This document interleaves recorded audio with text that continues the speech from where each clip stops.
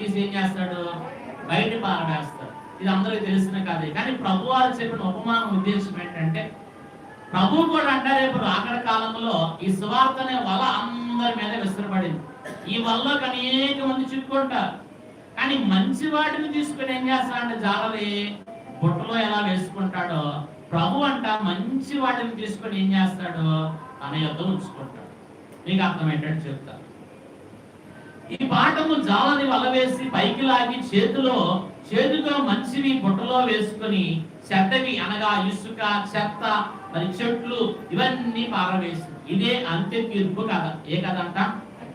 అంత్య తీర్పులో కూడా ప్రభు ఏం చేస్తాడంటే నీతిమంతులందరినీ కూడా ఏం చేస్తాడు? నీతిమంతులు దుష్టుల్ని వేరు చేస్తాడు. వేరు చేసి నీతిమంతులందరినీ కూడా ఒక దగ్గరికి చేర్చుకుంటాడు. దుష్టుల్ని ఏం చేస్తాడు? నరకంలో పడవేస్తాడు. ఇక్కడ మనం జ్ఞాపకం చేసుకున్నట్లయితే ప్రభు కావలసిన ఇక్కడ జాలని ఏదైతే మంచివి తీసుకుని బుట్టలో వేసుకున్నారో ఇవే ఆయనకి మంచి కానుక, లేదా ఇవే ఆయనకి డబ్బులు తెచ్చు